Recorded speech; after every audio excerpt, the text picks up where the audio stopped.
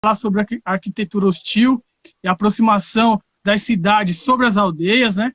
Esse é o nosso tema, mas ele pode ir para outro lugar, não tem problema nenhum. Se tiver dentro do contexto aqui, o importante é a gente ter uma troca, né? Isso que é o mais importante de todos, é a troca. E depois, o sarau, no final, a gente abre para a galera que quiser entrar aqui depois, para quiser recitar, quiser fazer qualquer coisa, quiser elogiar o presidente. A gente gosta quando tem elogio o presidente, a gente gosta. Então, é isso. Então, eu vou pedir vou na ordem aqui, o professor Eugênio se apresentar, falar um pouquinho dele, e depois a gente seguimos aí. Tá, legal. Bom, boa noite a todas e todos, um prazer enorme estar nessa 171ª segunda-feira desse sarau Segunda Negra. Eu sou, como disse o Sandro, sou professor na Faculdade de Arquitetura e Urbanismo da USP, e tive o prazer de conhecer o Sandro no semestre passado, que ele participou, colaborou na disciplina nossa de pós-graduação, e estou aceitando esse convite aqui para debater um pouco com vocês esse tema Mas eu ainda não vou falar do tema, vou deixar o Eduardo se apresentar também. Sou paulistano, moro na Vila Leopoldina, mas na minha infância foi na Zona Norte. Isso aí. Massa. E agora o Eduardo se apresentasse aí para a gente. Boa noite a todos, a todas. Eu sou Eduardo Carandiegocá. Sou artista plástico, indígena, morador aqui da terra de Jaraguá, na aldeia Itacupé, uma das aldeias que compõem de Jaraguá. Eu sou natural, sou nascido em Caucaia do Alto, em Cotia, né? E há um pouco mais de um ano e meio para cá, estou aqui, morando na aldeia Itacupé, no Pico do Jaraguá. Massa. E o que vai ajudar a mediar aqui também, o Joe, integrante do coletivo Salvo Quebrar, integrante de tudo, né? Aqui não tem essa, o professor tá ligado qual que é a filosofia, o Eduardo também.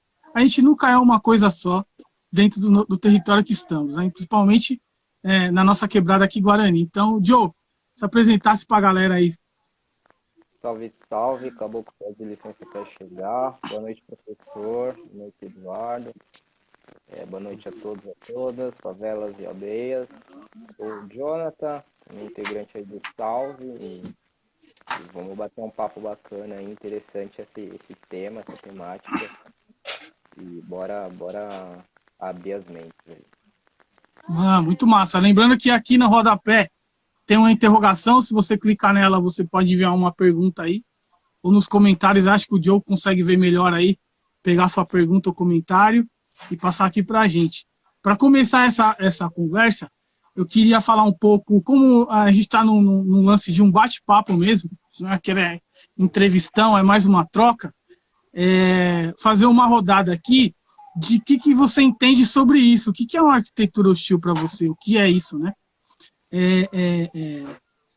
E eu vou lembrar de uma memória minha que no momento eu não ligava o que aconteceu comigo a isso, a arquitetura hostil que eu passo, isso aqui que está acontecendo é zoado.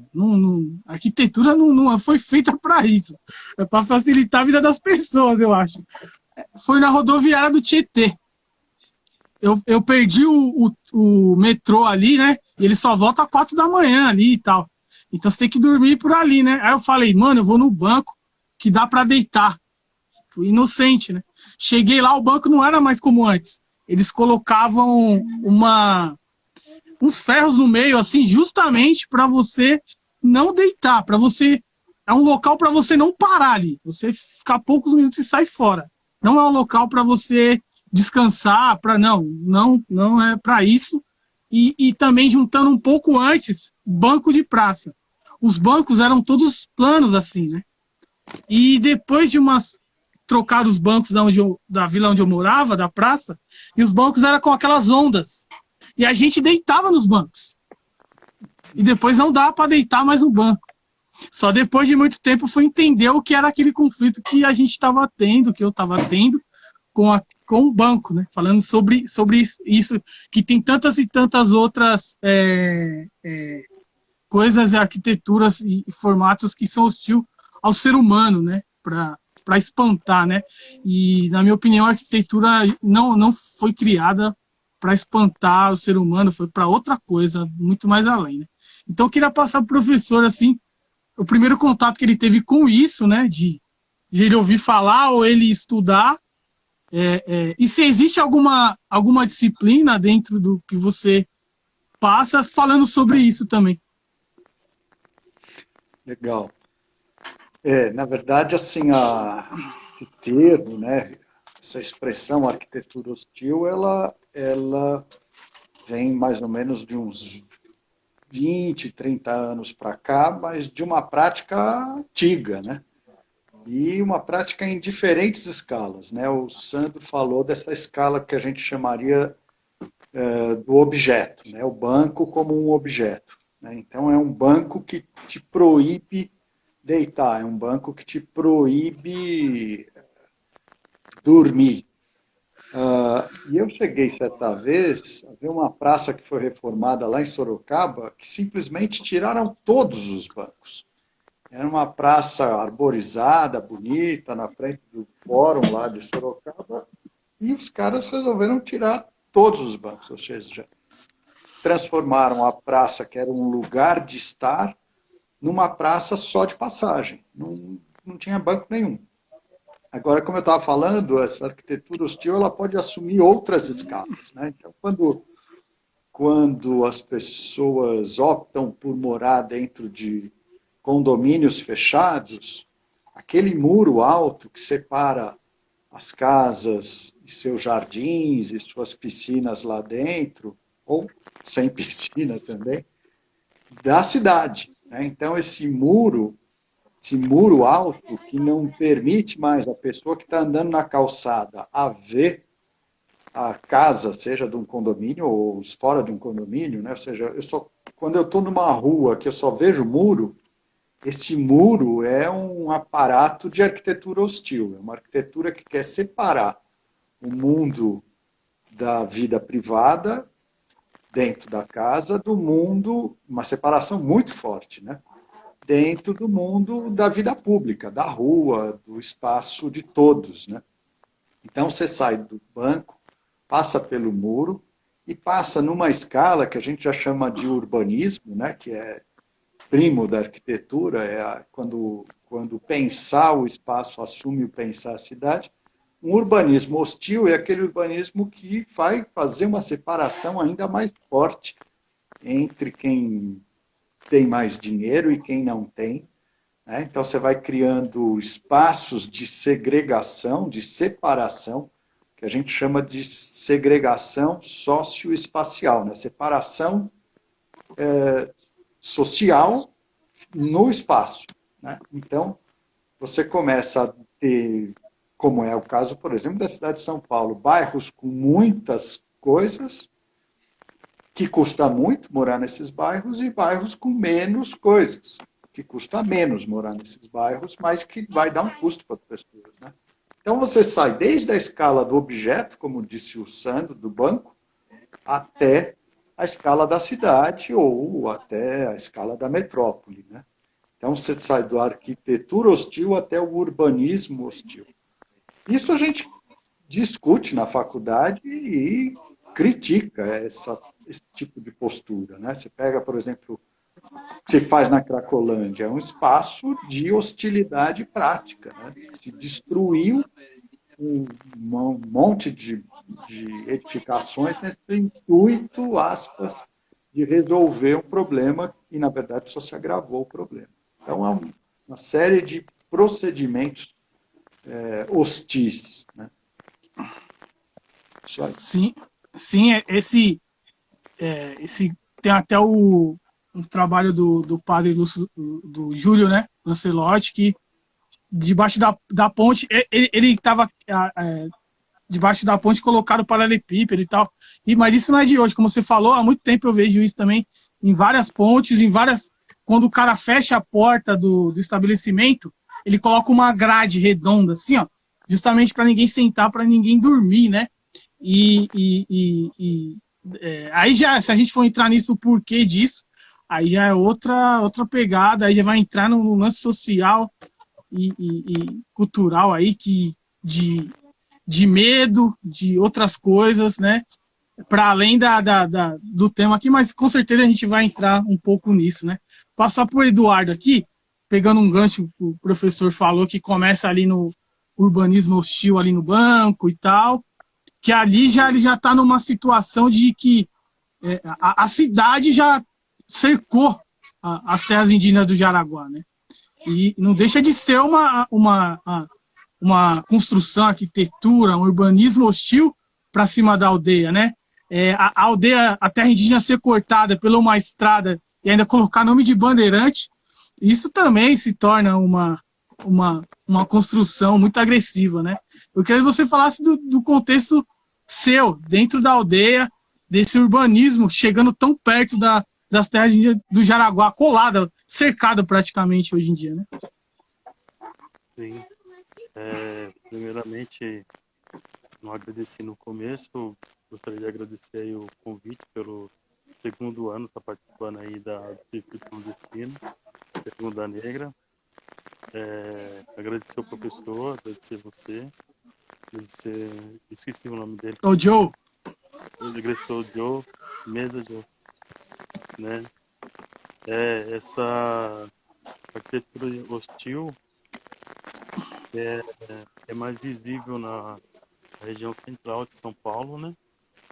Onde, como você Sandro, começou sobre o banco, né? O professor já partiu para o muro, partiu para a Cracolândia, depois você foi até a ação do Padre Lancelotti em retirar as pedras que ali impediam as pessoas de situação de rua, né? De estar ali repousando ou buscando um abrigo ali por algum motivo, né? E aqui, como você mencionou, não é diferente. A terra em Jaraguá, ela é cortada por 3 rodovias, né? Como você disse, a Bandeirantes, a Anhanguera do outro lado e o Rodoanel, né? Estendendo ainda mais essa arquitetura hostil, essa hostilidade, essa agressão que, ao ver, pelo o nosso olhar, nosso modo de vida, ele não é hostil somente à vida humana, ela é hostil também às outras vidas, porque aqui o Jaraguá, ela faz parte do Cinturão Verde Guarani, Cinturão Verde de São Paulo, né? E observando aqui do alto onde eu moro bem no meio do Pico do Jaraguá, você vê pequenas ilhas de mata que habitam os animais dali, né? Então, não se vê corredor de passagem de fauna, né? Você não vê quase passarela, você vê uma passarela também para passagem humana, né? Dificultando aí o trânsito das pessoas. Tem aquele muro realmente que tampa um pouco da aldeia, da vista da aldeia da Rodovia dos Bandeirantes para cá. Tem ali o próprio Parque do Jaraguá, né, que dá acesso ao pico. Ele tem uma arquitetura hostil, ele é fechado de cerca, ele tem seu portão, é limitado o horário de entrada e saída.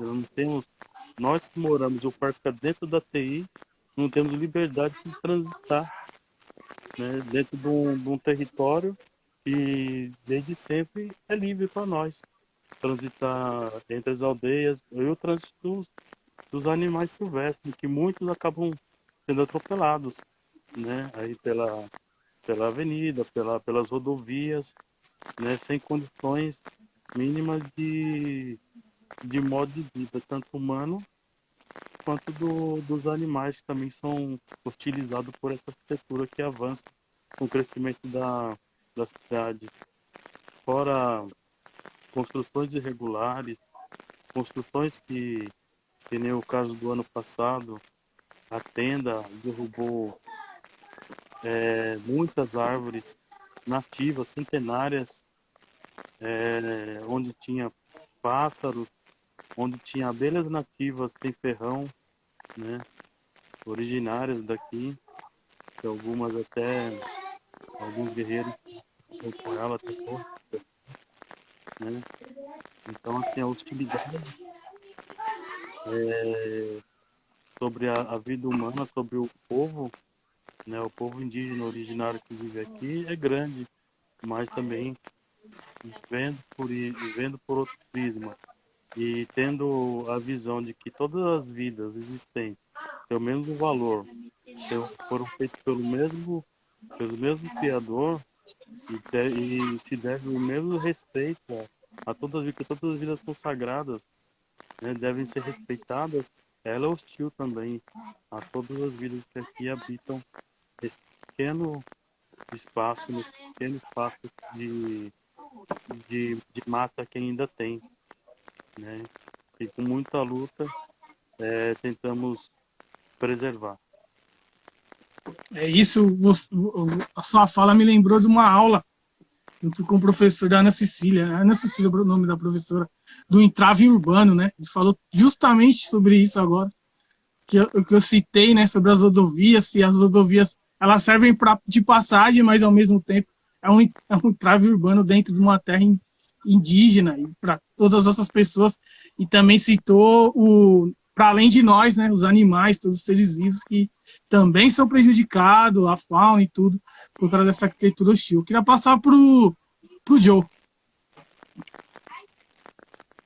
Não, é muito legal essas entradas, né? E essas visões, assim, tanto do professor quanto do Eduardo aí, né? São vivências e duas óticas olhando de lados diferentes, mas acabam olhando para um mesmo ponto, que é justamente o que vem aí, essa hostilidade, né? E essa diferenciação e esse conflito que vem da arquitetura de um lado ocidental, europeu, eurocêntrico, né? De exclusão e o lado indígena que vem mais por esse respeito à vida, e não só a vida humana, né? Mas a vida animal, né? A vida plantio.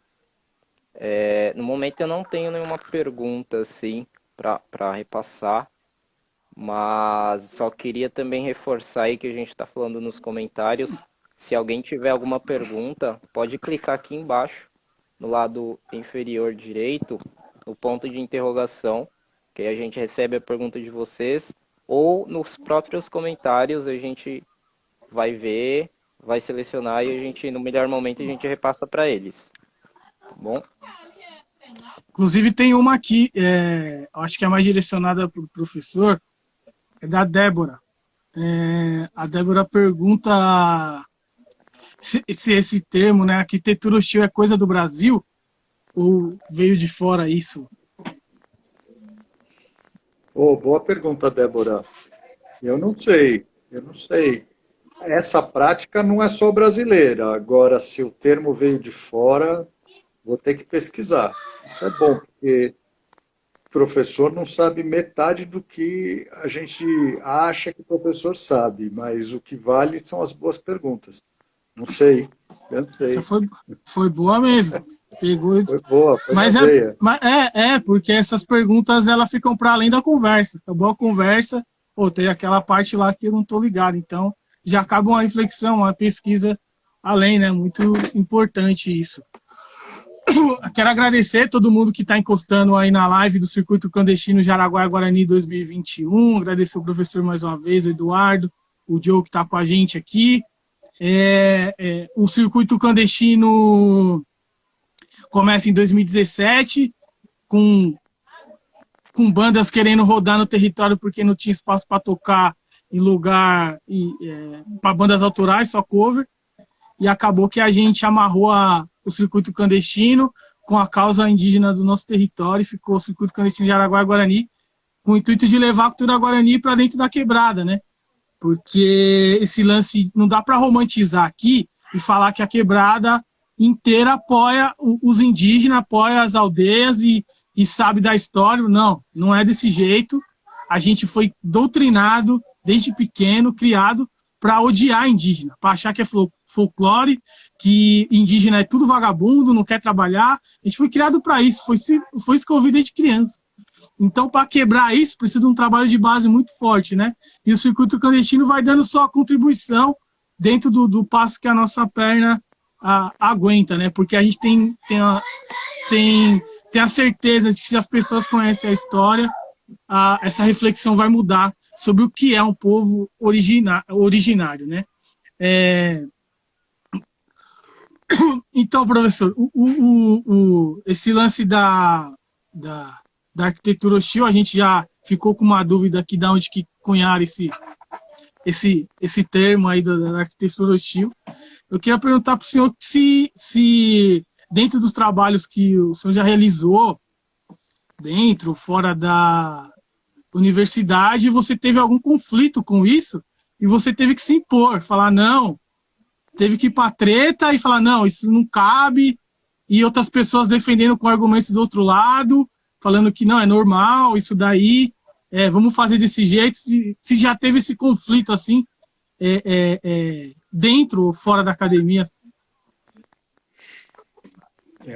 Aí é longa a experiência, né?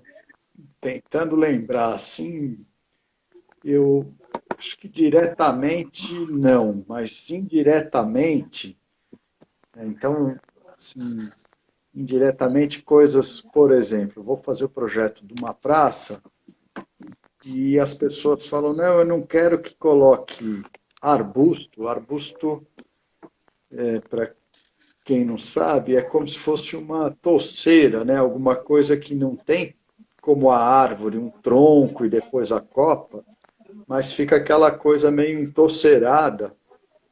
E de repente, a própria população vizinha da praça, isso no tempo que eu trabalhava em Osasco, como arquiteto lá na prefeitura de Osasco, a própria vizinhança falava, não põe esse tipo de planta, porque esse tipo de planta vai esconder quem está do lado de lá, ou seja, no entender da vizinhança, aquilo daria mais insegurança ao espaço, né? E a gente tem que lidar com essa visão de quem mora no lugar, né? A minha primeira impressão é que aquilo era um exagero. Então você tem que dialogar, falar, não, vai ser bem iluminada a praça, não vai ter perigo, porque tem gente que já acha que se você fizer a praça de um jeito, você vai chamar pessoas de um jeito e não todo mundo que já mora no local, tal. Isso é o mais perto que eu passei, mas eu nunca tive, assim, eu pude fazer, felizmente, nos lugares que eu projetei, sempre tive a liberdade de fazer banco que dá para sentar, que dá para deitar, nunca ninguém se incomodou com isso. Agora, puxando um pouco da fala do Eduardo, né, quando ele amplia, dado a cultura guarani, quando ele amplia o conceito da hostilidade para todos os seres vivos, né? Então, eu posso até dizer que, de repente, meus primeiros projetos, lá nos anos de 87, por aí, eles não tinham essa concepção tão ampla quanto a que o Eduardo comentou agora. É capaz de eu ter feito alguma hostilidade para outro ser vivo, né? Não é que me mandaram, eu mesmo é que não tinha essa leitura mais ampla. E essa leitura a gente vai sendo uma coisa que vai construindo muito com o passar dos anos mesmo, né? O Sandro é mais novo que eu há alguns dias, mas ele já tem uma história, ele mesmo já contou. Pô, quando eu era criança, a história que me contava era uma, agora a gente está querendo ler uma outra história, né? Ler uma outra, né? Ter outras contribuições, e nesse sentido, acho que até a própria expressão arquitetura hostil pode ser ampliada para um planejamento hostil, né, uma engenharia hostil, não é só para não É, ficar tudo no ombro do arquiteto, né? Tem uma rodovia dos Bandeirantes que rasga para o carro passar 120 por hora, mas sai rasgando o ambiente, né? Sai detonando, como disse o Eduardo, quase não tem passagem. Né? Passagem para animais, então, na Bandeirantes, é passar entre a vida e a morte. Né? Mas fora esse caso que eu comentei, eu acho que eu, particularmente, nunca tive problema nesse sentido, não. E já tive, assim, a coisa dos muros, né? De você querer fazer uma arquitetura onde o muro não é algo para isolar o mundo privado do mundo público e de repente você faz lá, daí passa 5 anos depois, o cliente subiu o muro. Daí quando esse cliente vende para outro, 15 anos depois, subiu o muro mais ainda. Quer dizer, daqui a pouco vai parecendo prisões, né? O cara acha que ele é livre, mas ele vive atrás de um muro que às vezes tem 3, 4 metros de altura. Um negócio sem propósito, né? Sem propósito. sim, Isso aí. o lance dos muros, né? Tem um lance da baixa renda e da criatividade para deixar o muro hostil, né? Que eu lembro quando eu era criança, porque os moleques ficavam. Eu não pulava muito, porque eu não gostava muito de pipa, né? Era mais do futebol. Mas os meus colegas, eles todos gostavam. Então eu ia no embalo ali, né? E a gente sempre pulava os muros. Então, como que você vai deixar esse muro hostil para os moleques não pular mais? Caco de vidro. Quebrava as garrafas, colocava o cimento. Até hoje, muitas casas têm os caquinhos de vidro ali e tal, que era uma forma de dos moleques ou não entrar dentro do seu quintal para pegar Era, o pipa. era Era uma cerca proteção. elétrica, né? Era a cerca elétrica do momento. Era a Do momento. cerca elétrica dos anos 90. Pode ser. Sem Pode, eletricidade. pode, pode ser. Hoje já tem bastante cerca elétrica, principalmente nos condomínios ali perto do pianinho d'água, né? Todas com muros e cercas e tal. Eu queria falar com o Eduardo, agora para ele falar um pouco, fugindo um pouquinho do tema, mas ele falar um pouco da arte dele, né? Que eu venho acompanhando, ele está produzindo bastante, e eu queria que ele falasse sobre a arte que ele está produzindo. Sim. A a arte que eu venho produzindo, né, é, é inspirado nos povos de Abiaela, né, onde que foi apelidado aí pelo um espertalhão chamado Américo Vespúcio e colocou o nome do continente de América, e que não é América. Né? E então, inspirado, nos grafismos dos povos, através desses grafismos eu tenho desenhado em algumas artes a partir dos grafismos formando os animais, né? O meu entendimento a partir da cosmovisão que eu aprendo todos os dias, salientando que eu não nasci na aldeia, eu nasci em Caucaia. Caucaia levava o nome de aldeia até 30 de novembro de 44. Lá é terra originária, Guarani, né, de onde vem minha ancestralidade, pelo lado paterno. E pelo lado materno, vem lá da Serra da Capivara, lá no Piauí, que fica na cidade de São Raimundo Nonato, né? Então, a- essa, essas artes que eu venho fazendo, é tudo inspirado nessa minha busca, nessa recuperação ancestral. E através dessa recuperação ancestral tem surgido a inspiração de expor o meu sentimento, né, como o beija-flor, mas para expressar o beija-flor de uma forma mais sagrada, não que ele não seja, de qualquer forma. Então eu inicio ele fazendo com o grafismo e vou formando o beija-flor com o grafismo e com as cores que também são sagradas, né? Deixa eu ver se eu consigo mostrar. Eu vou também tentar entrar aqui no seu En- Instagram, ver se eu consigo mostrar. Enquanto vocês pegam, aí eu posso puxar uma pergunta que entra um pouco nessa questão, eu creio eu, que conversa um pouco na questão da arquitetura para o Eduardo. Aqui próximo, né, da TI do Jaraguá, há um túnel onde foi feito algumas artes, né, alguns grafismos, algumas pinturas embaixo do túnel onde passa a Bandeirante. E aí eu gostaria de saber do Eduardo o quanto as artes, né, elas podem expressar esse sentimento, né, como falando, perante essa arquitetura, né?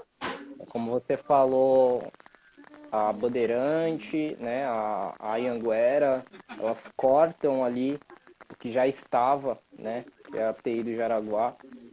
E hoje em dia, pela arte, a arte acaba sobrepondo e cobrindo e expressando algum sentimento dessa invasão, né?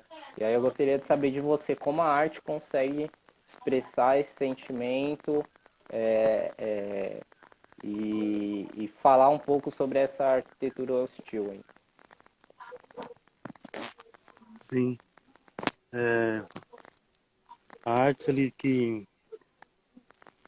tem na ponte, no viaduto, cujo a rodovia dos Bandeirantes passa em cima, ele aconteceu um grafitaço, né, pela virada cultural, onde teve a curadoria da Thaís, né, uma grande amiga nossa, e na segunda etapa da Tamiko Antiri e a Thaís, as duas juntas, para formar ali um portal, um portal de cura, né? Porque ali, já começando pelo nome, já é já é algo que arremete um sofrimento, dá nome a criminosos, né? E rasgaram o panorama adentro, sequestrando e escravizando o nosso povo, né? Nos vendendo como escravo, né? Matando o nosso povo, que, que ao longo da era dos bandeirantes, acredite-se, eu acho que é mais, mas foram mais de 400 mil indígenas escravizados e vendidos por eles, né? E, e é muito agressivo esse nome, muito pesado para estar dentro de uma terra indígena, né? É uma agressão permitir que uma rodovia tenha um nome tão pesado que nos lembra só dor e violência. E sem dizer que ali, nessa mesma rodovia, aconteceu várias mortes por atropelamento. Ali embaixo daquele viaduto, aconteceu mortes, crimes. Então a arte ela veio para trazer essa suavidade, trazer esse novo olhar e trazer essa cura do lugar, né? Tornar um lugar com a mão dos artistas, a felicidade de ser um dos artistas que participou do mural feito ali, né? Na primeira etapa com uma arte feita por mim e na segunda etapa dando assistência aos artistas que estavam ali, compondo todo esse mural, né? para poder realmente curar aquele ambiente, né? Através da arte, dar um novo olhar, né? Um novo sentido, né? Trazendo a arte com esse papel de cura. E como as novas arco e flecha para a luta, né? Através da arte, levamos a nossa mensagem, a nossa luta, a nossa cultura, a nossa palavra e a visão dos povos, né? Porque foram vários povos que participaram desse mural ali, que é chamado de grafitaço, né? Porque São Paulo é a terceira maior diversidade cultural indígena do país. Então tiveram vários parentes que participaram e colocaram ali seu sentimento e toda a sua espiritualidade para fortalecer aquele portal que é na entrada daqui de Araguá. Muito bom, mano.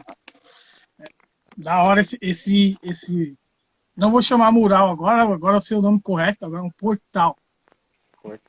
Portal de cura. Então toda vez que eu passar ali, eu vou lembrar disso, que é um portal de cura que a gente está passando ali, debaixo da rodovia ali, que leva esse nome, que não agrega nada, né? Não tem. Não sei. Não existe um contexto, né? A estátua do Borba Gato tacaram fogo e teve toda essa polêmica e falar, mas beleza, você quer deixar a estátua do Borba Gato lá? Coloca uma bem grande do lado, assim, explicando quem foi, mano. O que ele fez real. Para ter uma função social aquilo ali. Porque a pessoa passa, não põe lá que é um assassino, pelo menos com a estética para dizer, pelo menos para não acontecer mais. Então a gente está expondo ele aqui para isso não se repetir, né? Como vários e vários países fazem, né? O Holocausto é desse jeito. Eles expõem para nunca mais acontecer, né? Aqui não, aqui quer romantizar a todo momento, né? Então fica difícil. O Joe, tem bastante comentário aí, se você pudesse puxar alguma coisa aí da galera. Posso sim. Aqui a Débora Mate 2004, ela falou: paisagismo hostil, usar espinhos para afastar as pessoas. Destaco que as árvores frutíferas em Brasília, nas ruas, seriam o oposto disso, pois acolhem e convidam a interação das pessoas. O Salve Quebrado, o perfil do Salve Quebrado também falou, inclusive tem arte de, desculpa aí, eu não sei se eu vou pronunciar certo, de Jequacá, né, sobre o portal aí de cura. A Isabela Soleiro colocou aí a cura do lugar, que é muito isso. Salve Quebrada aí. Com arquitetura hostil, os governos querem dizer que a cidade não é para todos. Então, realmente, aí a hostilidade vai separando e colocando em polos, colocando em caixinhas e cada vez mais diversificando, né? Ô Sandro, cabe uma pergunta aí pro professor? Cabe. Só puxando um pouco do que você havia perguntado antes e que o professor falou, eu queria saber sobre, nessa comunidade acadêmica, né, na universidade, a comunidade acadêmica, como que é a visão partindo da sua experiência, né, do que você vivenciou em toda a sua carreira até então, como que é essa visão sobre a arquitetura, sobre a cultura e o jeito arquitetônico indígena, né? Como que é visto, se tem...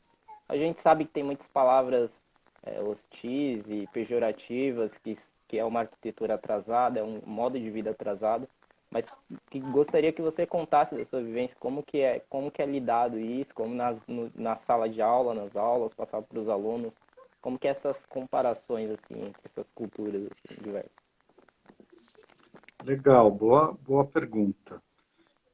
Eu acho que está melhorando, viu? A gente às vezes acha que está tudo piorando, mas no que tange uma consciência maior dos estudantes e dos professores em relação ao respeito à cultura dos povos originários, isso vem, felizmente, melhorando.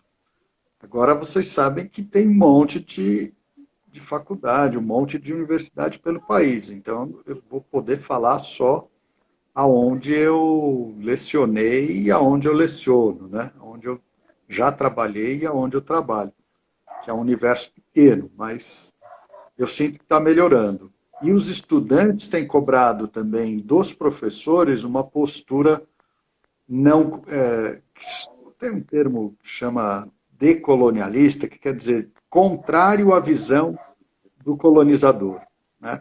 Que o grosso dos livros de história da arquitetura, de história do urbanismo e de história do paisagismo, eles têm uma matriz, uma origem eurocêntrica ou dos Estados Unidos, né? Dos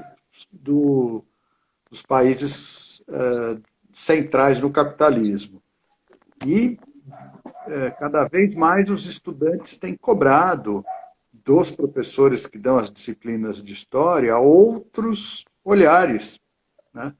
Tem uma estudante indígena que está fazendo o curso agora, que ela falou, eu entro na aula de história da arquitetura, eu me sinto como se eu fosse só o passado, né? Como se a história da arquitetura falasse, bom, tinham os indígenas e depois veio isso e aquilo. Bom, mas ela está lá, né? O Eduardo está aqui, ou seja, não é só, como é que se diz, pré-América, né? O termo já provocativo, pré-colonial.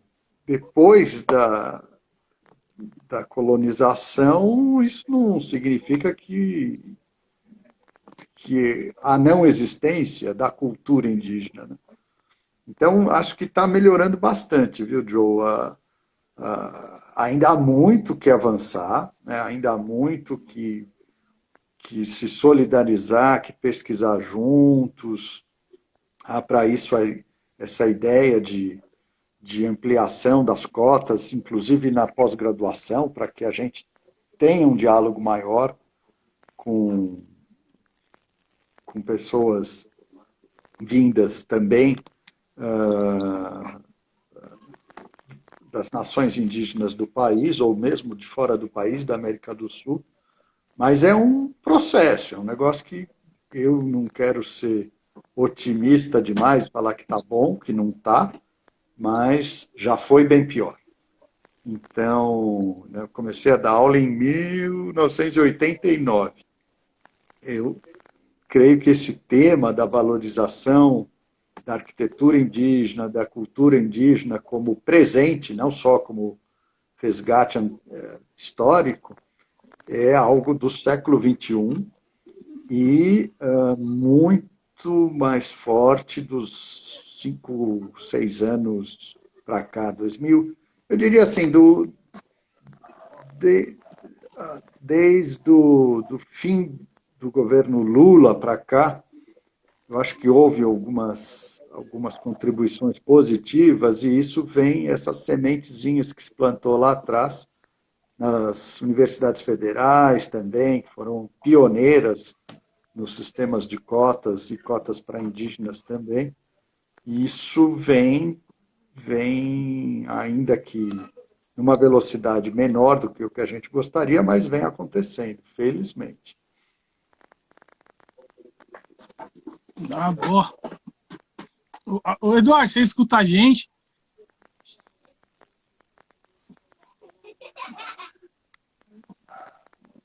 Aqui tá tudo escuro e sua voz está robotizada, a gente não consegue entender. Acho que ele deve estar no 4G, né? Isso é a piada, né? Que diz que a internet é democrática, né? A gente viu na pandemia aí com os alunos de rede pública e tal. Mas, Eduardo, a gente não consegue não consegue te ver e ouvir. Tá cortando. Então, Tenta sair e voltar. Sair e voltar de novo.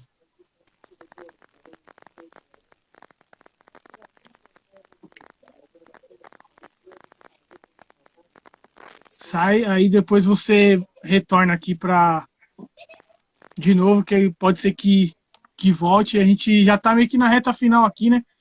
Já deu 9 horas. A Débora, ela fez uma questão aqui, professor, sobre aquela que eu falei sobre o termo, e ela falou que não era o termo, mas eu não sei se eu vou achar aqui. Ela falou, eu quero dizer assim, não o termo, mas a própria prática da arquitetura hostil, se era do Brasil, né? E lembrando que a Noêmia está assistindo a gente, salve Noêmia, mandou uma boa noite aqui pro povo de luta, ali, Praça do Canivete, Espaço Cultural Jardim Damasceno, a primeira ocupação cultural de São Paulo, 30 anos completando, e vai ter festa lá em outubro, se tudo der certo. Grande Noêmia, salve. Então, professor, eu acho que a prática da arquitetura hostil ela não é originária do Brasil. Acho que já deve vir de outros países, com certeza, né? Que já tinha essa técnica tão apurada de afastar as pessoas, destruir a fauna, destruir tudo. Então, a gente está meio que já na reta final. Eu não poderia deixar de fazer a pergunta de 1 milhão para o professor, que eu fiz para a Catarina aqui, né? Ela deu muita risada, mas eu falei para ela assim, professor, porque se a gente vai ouvindo bastante pessoas, quem sabe a gente chega numa ideia que vai para frente, assim, porque a pergunta de 1 milhão é muito difícil, né? É uma coisa que se a pessoa já tivesse a resposta, mas já estava a milhão aí para frente. Aí já. Se ela tivesse a resposta, nós não teríamos um fascista no poder nunca, jamais. Porque é um trabalho muito difícil e quem entende isso não para, porque sabe da importância. Eu queria que o senhor falasse, lógico que é na visão sua, da sua experiência, como que a gente aproxima as aldeias da universidade, como que a gente aproxima as comunidades, as favelas, as pessoas que estão ali sentadas no sofá assistindo da Atena, assistindo a sua novela, a dedicar um pouco da sua atenção para o que a universidade está fazendo. Porque é muito fácil falar que a universidade não faz nada e já era. Não, mano, tem muita coisa. Muita coisa está sendo construída, muita coisa boa também, coisa ruim, mas muita coisa boa. Mas muitas vezes essas coisas boas não chegam. Né? Se você fala assim, inventasse uma didática para a universidade conseguir acessar essas pessoas, né? Porque a gente está aqui também e a gente vê que isso é muito difícil, né? Então eu queria ver na visão do senhor como que a gente pode dar um passo a mais dentro desse trabalho de aproximação, né? Da academia, das aldeias, da favela, das pessoas conhecerem, terem consciência que a universidade está lá e ela é paga com o nosso dinheiro e tem que retornar de alguma maneira. Essa pergunta dá para a gente conversar mais um sarau, pelo menos, né? Porque mais do que ter uma resposta é ter um diálogo, né? Eu acho que aí é bem a necessidade do diálogo. Pensando junto, a gente vai se aproximar mais de respostas que levem a essa aproximação, né? A primeira questão que eu vejo, particularmente na Universidade de São Paulo, é que há um privilégio muito grande para pesquisa e para o ensino e pouco para atividade de extensão e cultura. A universidade diz que ela é baseada num tripé, ensino, um pé pesquisa o outro, extensão o outro, mas a extensão universitária é um pé mais fraco na Universidade de São Paulo. É um pé menos valorizado pela própria universidade. Professor, Oi. Eu queria que você explicasse um pouquinho o que é extensão. Extensão, Que tá, legal, beleza. Muito bom. Então, é assim, ensino todo mundo sabe, né? É uma coisa que se faz junto entre estudantes e professores, mas não mais aquela história que o professor sabe e ensina. Mas é um processo de ensino-aprendizagem que envolve os estudantes e os professores. Isso é o ensino, de forma genérica. A pesquisa é eu ter problemas, né, elencar questões para tentar pesquisar como resolver essas questões. Sejam questões da física, da história, da geografia, das ciências econômicas, sociais, ou seja, pesquisa-se, seja da pesquisa artística, né? A pesquisa envolve um método de como buscar responder a uma dúvida, né? Então, como construir melhor? Bom, então eu vou ter um método de tentar buscar construir melhor e responder essa pergunta. Só um exemplo. E atividade de extensão significa criar um conhecimento que não é só do laboratório, que não é só da universidade, é um conhecimento que é criado quando se compartilha experiências, entre a experiência da periferia e a experiência da universidade, entre a experiência do morador de rua e o cientista da antropologia que estuda as relações sociais nessa escala, né?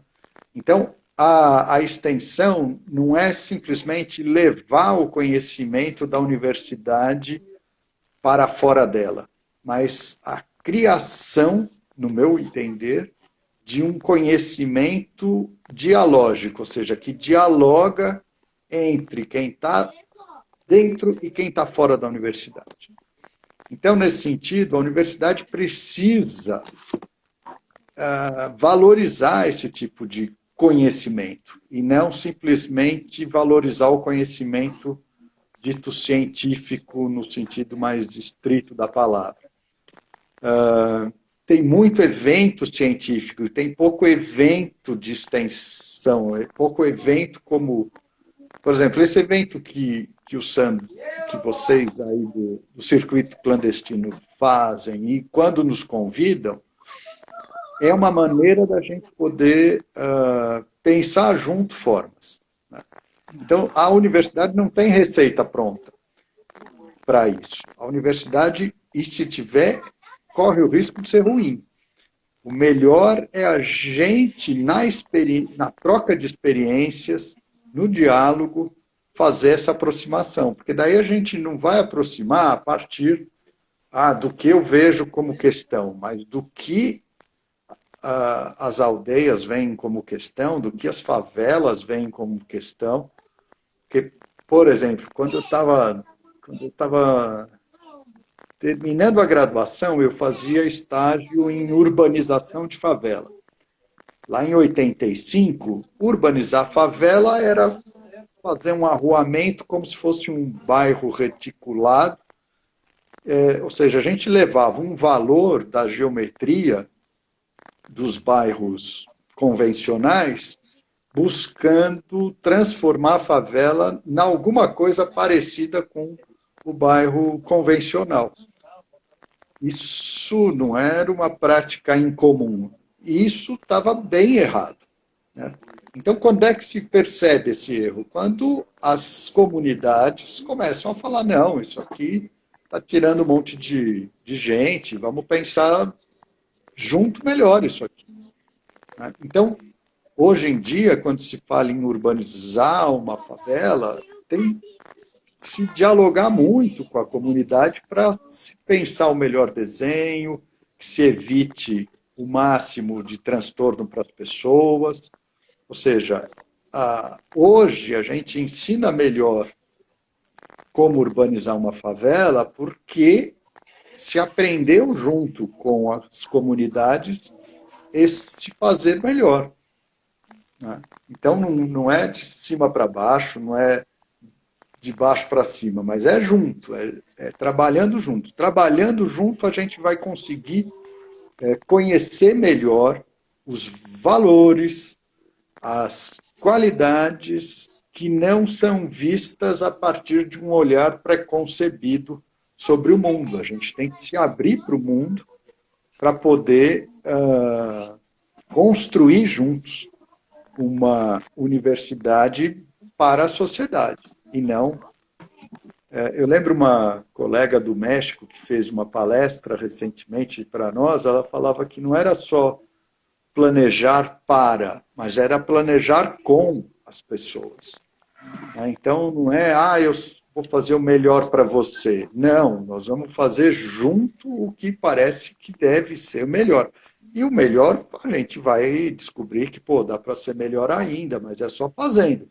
Não tem outro jeito, é juntar, fazer junto, errar junto e acertar junto. Eu acho que esse é o caminho. Isso é mais ou menos que a gente pensa também sobre esse tema de aproximação, né? Eu acho que como você falou, que o curso de extensão deveria ser muito mais valorizado. Eu também, pela experiência que eu tive online, né? Aí foi uma experiência presencial, mas foi muito boa, porque a construção ela se tornou realmente coletiva, né? E isso é muito importante. Quando essa construção é coletiva, é só ganho, né? Dificilmente a gente erra menos. Vou falar que a gente não erra, mas o erro ele é muito reduzido quando se trabalha coletivamente, né? E como a gente já está se direcionando ao final, Eduardo, você escuta a gente? Estou me escutando. Tá cortando um pouco, né? Mas como a gente já está no final aqui, eu queria que você fizesse suas considerações finais aqui.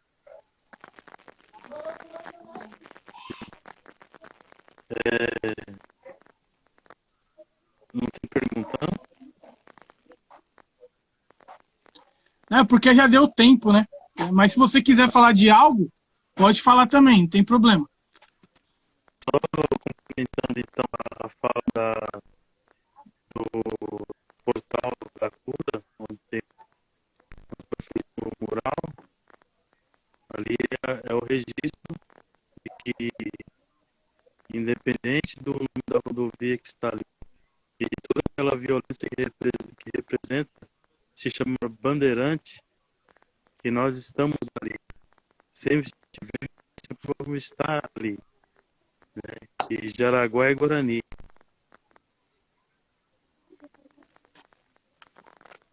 É isso. De agradecer a mais essa participação pelo segundo ano, né? Agradecer a presença do professor, do John, né? O seu e do Tiago, de estar aí nesse agosto indígena, de uma certa forma fazer essa interação, como o professor mesmo disse, de alguma forma fazer essa extensão de diálogos entre culturas, que é muito importante. Um ouvir o outro, né, entender a vida do outro, se possível experimentar e ter vivência, se aproximar e entender todas as problemáticas que cada indivíduo passa no seu contexto. Né? E gratidão a todos que nos acompanharam até agora. Bom dia, velho. Valeu, Eduardo. Deu uma cortada, mas deu para entender o contexto aqui. A gente que agradece por você estar mais uma vez com a gente. E não vai ser só essas, vai ser outras também, porque a gente, desde que se aproximou com o coletivo Salvo Quebrada das Aldeias, foi no intuito de criar vínculos, né? A gente não queria ir lá uma vez, fazer um vídeo, tirar uma foto e não aparecer mais. Isso não cabe dentro do nosso trabalho. A gente sempre quis criar vínculos e é isso que a gente vem construindo, né? É muito importante para a gente você estar junto aqui no Circuito Clandestino. Sem vocês aqui não faria nem sentido a gente fazer esse evento, né? Vocês são peças fundamentais para a gente quebrar esse estereótipo do indígena na quebrada e a quebrada entender o que é um povo originário e quais são os seus direitos dentro do Brasil, do território, que seja que estamos sobrevivendo, né? Estamos na sobrevivência ainda. Eu queria passar para o professor fazer suas considerações finais aí. Muito obrigado por estar com a gente, o bate-papo massa. Opa, eu aqui agradeço muito, estava escrevendo aqui até, agradeço muito, estamos juntos e muito bom poder escutar o Eduardo, poder participar nesse diálogo aqui com o Sandro, Edu e Joe, e as perguntas feitas também. E depois vou dar uma checada aí nas perguntas, qualquer coisa a gente dialoga depois, falou? Estamos juntos para outras paradas também, não é só... Isso. Falou. E muito bom. Tem um recado da Noemi aqui, deixa eu pegar, ela falou aqui, ó. Tenho boas histórias das experiências com esse grupo FAUSP, na Brasilândia. Aprendemos na troca com os professores e alunos. Eugênio, saudade. Mensagem da Noemi para você. Obrigado, Noêmia. Mais que recíproco, com certeza. Da hora. Queria passar para o Joe aqui suas considerações finais, Joe. Eu quero agradecer a Eugênio, Eduardo, Sandro, Thiago aí também tá fazendo a mediação também por trás dos comentários. Agradecer a todos aí que colaram com a gente, perguntaram, ou até que ficou quieto, mas conseguiu absorver um pouco e querendo ou não tá partilhando.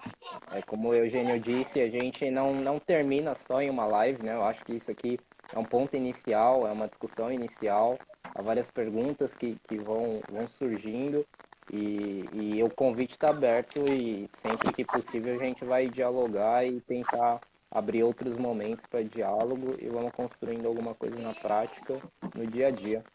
E obrigado aí a todos que compareceram. Jaraguá e Guarani, fora Bolsonaro. É isso. Na hora, vamos terminar que a gente está no sarau, então eu vou ler uma poesia aqui do nosso segundo testamento. Esse aqui é o primeiro testamento do Sarau Segunda Negra, o Chinelo e Meia. E esse aqui é o segundo testamento lançado esse ano aqui, o Luta, Luto, Luta, Luto, Arte Periférica, Ganância e Pandemia. Eu vou ler uma aqui do... Pode mandar. Só uma dúvida rapidão, talvez alguém tenha também. Ainda é possível adquirir tanto a primeira quanto a segunda edição? Infelizmente, a primeira encerrou e a segunda também. A gente agradece porque a primeira ela já foi revertida em cesta básica e a segunda veio a pandemia e todas as vendas do livro foi revertida em cesta básica e foi uma parada que quem comprou ajudou muito, porque na hora que vendia o livro, a gente não conseguia, a pessoa transferia, a gente não conseguia nem juntar. O dinheiro que entrava do livro, R$40, já completava uma cesta básica e já levava para quem estava precisando. E continua, né, mano? Tem a campanha da Favelas e Aldeias, que é permanente desde antes da pandemia, dentro do Espaço Cultural Libertário Fofão Rock Bar. Tem a campanha agora da Tati, Levanta Teatro de Laje, né? Que a Laje, onde ela fazia uma atividade que atendia 280 crianças, essa laje caiu. Felizmente não pegou, não tinha ninguém lá na hora, mas ela quer reativar essa atividade que é tão importante dentro da Brasilândia, né? E a gente também está com a ação direta com a Tati, no feed do Circuito Clandestino, ou no Stories tem, no Fofão Rock Bar, você vai achar esses files que tem as informações que você vai poder depositar ou trocar ideia diretamente com a Tati, ver o que você pode estar ajudando no momento para o Teatro de Laje continuar, doações favelas e aldeias também, o Taipa Jaraguá contra o Covid também está na ativa, a fome é todo dia, a gente voltamos para o mapa da fome, é triste falar isso, mas voltamos. E ela não está lá, longe, não, está acontecendo aqui perto da gente. Então, nesse momento tão difícil, porque se a gente tivesse um poder aquisitivo grande que pudesse resolver, mas a gente não tem. Então a gente precisa mais do que nunca da coletividade para sobreviver esse genocídio que que está acontecendo, mano. Que já acontecia antes, ele foi potencializado. Então, a gente fomentar, fortalecer o pensamento coletivo. Você não precisa amar todas as pessoas do universo, mas você tem que ter uma empatia, tem que ter um respeito sobre o próximo. Isso já basta, isso já resolve, isso já ajuda demais, né? Então, essa é a nossa construção. Eu vou ler aqui a poesia Resistência. A gente está encerrando o Sarau Segunda Negra dessa noite, dentro da 7ª etapa do circuito clandestino. Resistência. Tudo pelas pretas, pelos pretos e periféricos. Favelas, vielas e becos. Contra os pensamentos maquiavélicos. Para que os seres humanos enxergam-se sujeitos. Que esse efeito possa reverberar responsa, respeito. Sugestões de melhora, crítica construtiva, aceito. Paro, penso, reflito, respiro. E volto com a intenção de pôr coração para não mais ver sangue dos meus irmãos escorrer pela mão, escorrer pelo chão. A revira volta, eu anuncio. As injustiças eu denuncio. Os que lutam por nós reverencio. Aqui falo de Gangazumba, Nzinga, Dandara, Zumbi. Nina Simone, Teresa Banguela, Luísa Marim. Enfim, quem lutou e resistiu até o fim. E assim, essa e esses que são heróis, heroínas para mim. Hoje e o amanhã do ontem. O amanhã já chegou na manhã de hoje. Vamos seguir firmes com a mente sã, como se o futuro do amanhã agora fosse. Beto Criolo, luta, luto, luta, luto. Sarau Segunda Negra e Circuito Clandestino de Araguaia Guarani. Muito obrigado a todas as pessoas. Segue todo mundo aí, vamos se seguir, ver o que eu estou fazendo. Muito obrigado, professor. Muito importante com a gente aqui nesse momento. Muito obrigado, Eduardo. Muito obrigado, Joe. E até a próxima, porque vai ter próxima sim. Valeu!